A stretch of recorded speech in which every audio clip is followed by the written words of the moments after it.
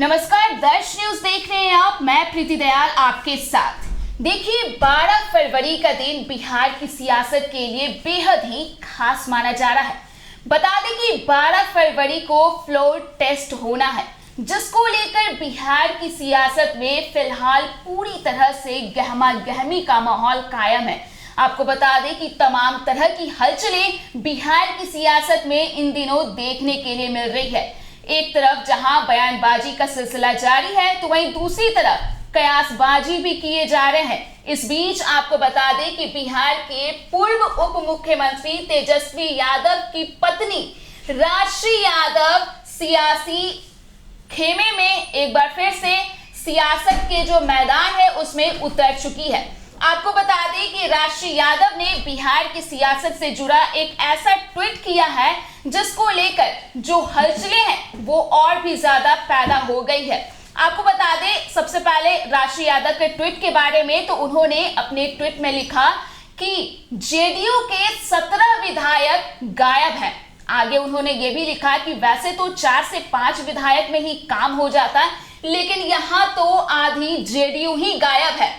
उन्होंने आगे ये भी लिखा कि खेला होगा ये तो सब जानते थे, लेकिन इतना बड़ा खेला होगा इसकी उम्मीद नहीं थी। वहीं आज इस ट्वीट को लेकर के हमारे साथ चर्चा करने के लिए मौजूद है हमारी संवाददाता दक्षा प्रिया।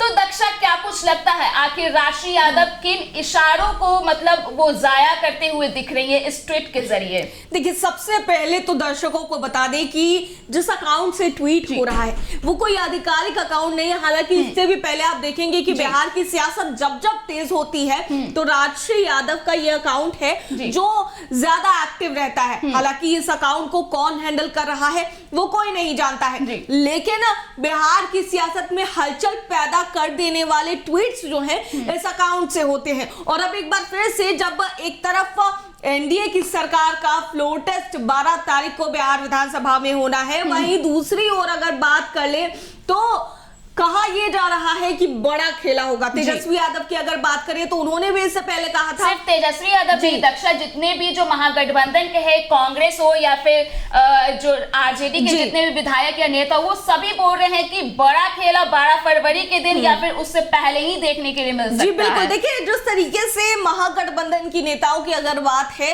और आरजेडी को भी आप अगर देखेंगे तो वो भी काफी ज्यादा कॉन्फिडेंट नजर आ रहे हैं। इसके अलावा अगर आरजेडी नेताओं की बात करें तो आरजेडी नेता कुछ भी बोलने से बचते हुए नजर आ रहे हैं। प्रवक्ताओं की अगर बात करें तो वो बयान तो दे रहे हैं लेकिन बहुत संतुलित होकर के, और नेताओं के मंत्रियों के माफ कीजिएगा, नेताओं के बड़े नेताओं की अगर बात कर ले, लालू प्रसाद यादव हो, तेजस्वी यादव हो या बड़े नेता हैं, वो मीडिया कर्मियों से दूरी बनाकर रख रहे हैं, दरकिनार हो रहे हैं। जब से नई सरकार का गठन हुआ है तब से बस एक बार तेजस्वी यादव मीडिया के सामने आए थे, तो उसके बाद से तो उनका अब तक एक भी बयान सामने नहीं आया है। लालू प्रसाद यादव की ही क्यों ना बात करें, ईडी की इतनी बड़ी कार्रवाई हुई, लेकिन उसे लेकर के भी अभी तक ना ही जेडीयू पर किसी तरह का कटाक्ष आया है या फिर ईडी की कार्रवाई को लेकर भी किसी भी तरह की प्रतिक्रिया भी सामने नहीं आई है। जी, और आप देखेंगे कि प्रतिक्रिया की जहां तक बात हो रही है तो तेजस्वी यादव ने भी जो बयानबाजी की थी, जो बातें कही थी जब सरकार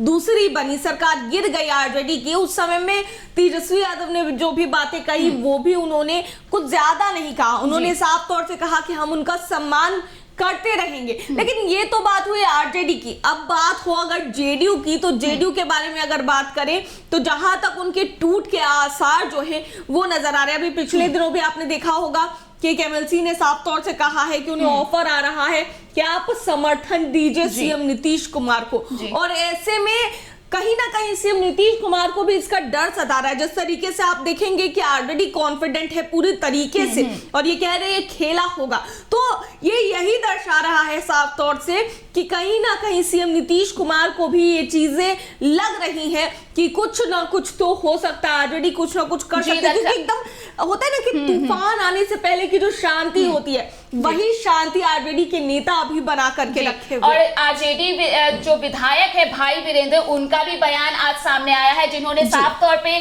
जो मुख्यमंत्री नीतीश कुमार की मुलाकात पीएम मोदी से हुई थी उसे लेकर के उन्होंने कहा है कि अगर इतने भागे भागे एकदम तेजी में नीतीश कुमार पीएम मोदी से मिलने गए हैं तो आखिर बड़ा ना बड़ा कोई बड़ा खेला जरूर होने वाला। उन्हें ये भय जरूर सता रहा है कि 12 फरवरी से पहले या उसी दिन कहीं ना कहीं कुछ बड़ा खेला हो जाए। अब दूसरे पहलू पर भी बात करते हैं। आप देखेंगे कि जीतन राम मांझी की पार्टी हिंदुस्तानी आवाम मोर्चा को लेकर भी तमाम तरह की बातें सामने आ रही थी। एक तरफ जहां मन से वो कहते नजर आए कि हमारे साथ अन्याय हुआ, हमें 2 मंत्री पद चाहिए था, लेकिन हमको एक ही मिला। अब इसके अलावा अगर बात करें गया की कार्यक्रम में जीतन राम मांझी शामिल हुए, वहां पर भी उन्होंने यही बातें कही। इससे पहले भी उन्होंने ये बातें कही थी कि हमारे साथ अन्याय हो रहा है। और इसके बाद संतोष सुमन मांझी जिन्हें मंत्री पद मिला है, उनसे जब बात की गई, नाराजगी या फिर असंतुष्ट होने की बात पूछी गई, तब उन्होंने साफ तौर से कहा ये बात तो मेरे पिता कह रहे हैं, मैं तो ये बातें कह नहीं रहा हूं। तो ऐसे में कई तरह के सवाल उठ रहे हैं, क्या मांझी खेला करेंगे? क्योंकि देखिए आपको याद होगा वो प्रकरण जब सरकार गिरने वाली थी, उस समय में जीतन राम मांझी को लेकर के बड़े बड़े पोस्टर्स लगाए गए थे कि मांझी बिना बिहार नहीं, इस तरह की बातें कही जा रही है। और कहीं ना कहीं आप देख रहे होंगे कि कुछ दिनों पहले जो कद था उससे कद काफी ज्यादा बड़ा हो गया है बिहार के पूर्व मुख्यमंत्री जीतन राम मांझी की पार्टी का, क्योंकि आरजेडी की तरफ से भी उन्हें ऑफर किया गया कि वो अगर आरजेडी के साथ आ जाते हैं तो उन्हें सीएम बना दिया जाएगा, लेकिन उन्होंने ये ऑफर ठुकरा दिया और ये भी कहा कि पीएम जो है उसका भी अगर ऑफर उन्हें मिलेगा तो भी वो ठुकरा देंगे और एनडीए के साथ ही रहेंगे। तो ऐसे में मांझी भी बहुत ही महत्वपूर्ण है इस वक्त एनडीए के लिए। और ऐसे में आप देखिए कि जिस तरीके से अभी बातें सामने आ रही है, राष्ट्रीय यादव का ट्वीट हो या फिर हलचल की बात कही जा रही है, या फिर कहा जा रहा है कि 12 तारीख को फ्लोर टेस्ट में पूरी तरीके से फेल हो जाएंगे, तो ऐसे कंडीशन में होगा क्या? अगर पूर्ण बहुमत नहीं मिलता है बिहार विधानसभा में, तो फिर बिहार में राष्ट्रपति शासन लागू भी हो सकता है। जी अगर दक्षा बात करें यहाँ पे राष्ट्रीय यादव की, तो राष्ट्रीय यादव इस वक्त ना बिहार की सियासत को लेकर के बहुत मायने रख रही है। बता दें आपको कि पिछले दिनों जब तेजस्वी यादव पर पहली बार चार्जशीट दायर किया गया था, तब भी राष्ट्रीय यादव का नाम सामने आया था। वो इसलिए क्योंकि उस वक्त तेजस्वी यादव उप मुख्यमंत्री के पद पर थे और ऐसा कयास लगाया जा रहा था कि अब तो चार्जशीट दाखिल हो गई, कई सारी कार्रवाई होगी, हो सकता है तेजस्वी यादव को जेल भी जाना पड़े। तो उस वक्त ऐसा जो कयास लगाया जा रहा था कि अब कहीं ना कहीं उप मुख्यमंत्री का पद है वो राष्ट्रीय यादव के भी खेमे में जा सकता है। ये चर्चा आज से नहीं हो रही है, आपको याद होगा जब वो बहू बनकर आई थी तभी इस तरह की चर्चा बात कर ले कि भारत के सबसे बड़े पॉलिटिकल परिवार जिसकी चर्चा हर वक्त होती है, आप देखेंगी, तो जब वो बहू बनकर आई थी, जब बिहार की धरती पर उन्होंने कदम रखा था, उस समय भी आरजेडी के अगर कार्यकर्ताओं की बात करें तो वो काफी ज्यादा उत्साहित थे और उत्साहित होकर यही कह रहे थे कि राष्ट्रीय यादव भी राजनीति में एंट्री करेंगे। और अब जिस तरीके से ईडी की कार्रवाई देख ले, सीबीआई की, आईटी की कार्रवाई जिस तरीके से लालू परिवार पर देखने को मिल रही है, तो उसमें केवल पूरा का पूरा एक बात बता देते हैं अपने दर्शकों को कि लालू परिवार के जितने भी लोग हैं, जितने भी सदस्य हैं, सभी लोगों पर कार्रवाई हो रही है। किसी ना किसी मामले में उनको आरोपी बनाया गया है, लेकिन सिर्फ 2 लोग हैं, उनमें से तेज प्रताप यादव और राष्ट्रीय यादव, ये दोनों पाक साफ है। ऐसे में ये भी चर्चा हो रही थी कि राष्ट्रीय यादव, अगर तेजस्वी यादव को कुछ ना कुछ उन पर कार्रवाई होती है या फिर उनको जेल जाना पड़ता है किसी कारणवश, तो ऐसे में राष्ट्रीय यादव को उप मुख्यमंत्री पद पर बिठाया जाएगा। और ऐसे में कई तरह की चर्चाएं सामने आई। हालांकि अभी सियासत में भूचाल इसलिए देखने को मिल रहा है क्योंकि अभी तक बहुमत साबित नहीं किया है एनडीए ने, और ऐसे में फ्लोर टेस्ट में पास होंगे या फेल ये तो दूसरी बात है।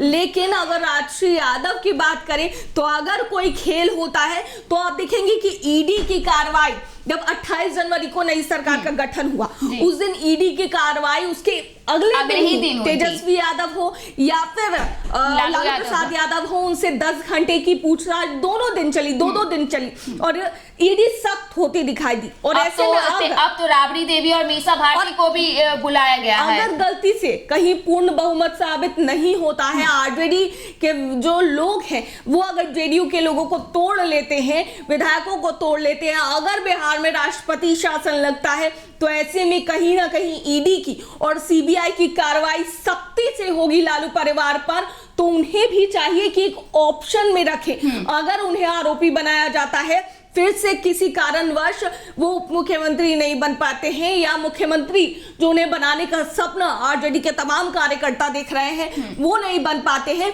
तो ऐसे में आरजेडी ऑप्शन लेकर चल रही है कि एक राजश्री यादव जो कि लालू परिवार में पाक साफ है, जिन पर किसी तरह का कोई आरोप नहीं है, उनको फ्रंट फुट पर लेकर के आरजेडी खेल सकती है। तो दर्शकों, मैं आपको बता दूं कि फिलहाल बिहार की सियासत में राजश्री यादव सुर्खियों में बनी हुई है। जिस तरह से उन्होंने अपने ट्विटर अकाउंट से जो पोस्ट किया है जेडीयू को लेकर के, साफ तौर पे विधायकों को लेकर के उन्होंने बड़ा खुलासा कर दिया है। साफ तौर पे उनका कहना है कि लगभग आधी की आधी जेडीयू ही गायब हो गई है। तो आपको बता दें कि इस ट्वीट के बाद से जो हलचलें हैं वो पैदा हो गई है। जिस तरह से आरजेडी के नेता हो चाहे विधायक हो, उन सभी का बयान सामने आ रहा है। साफ तौर पे देखा जा सकता है कि वो पूरी तरह से एकदम बेफिक्र हैं, उन्हें किसी भी तरह का कोई चिंता ही नहीं रही है। साफ तौर पे ऐसा दिख रहा है कि कहीं ना कहीं 12 फरवरी को कुछ बड़ा खेला जरूर होने वाला है। इस बीच राजश्री यादव का ट्वीट सुर्खियों में बना हुआ है। उनके ट्वीट को लेकर के कई तरह की प्रतिक्रियाएं सामने आ रही है। हालांकि क्या कुछ होगा 12 फरवरी को या फिर उससे पहले, यह देखने वाली बात होगी। और इन सारी खबरों से हम आपको अपडेट करते रहेंगे। तब तक के लिए आप देखते रहिए दर्श न्यूज। अगर अभी तक आपने हमारे चैनल को फॉलो नहीं किया तो हमारे चैनल को फॉलो कर लें और हमें ट्विटर और इंस्टाग्राम पर भी फॉलो करें।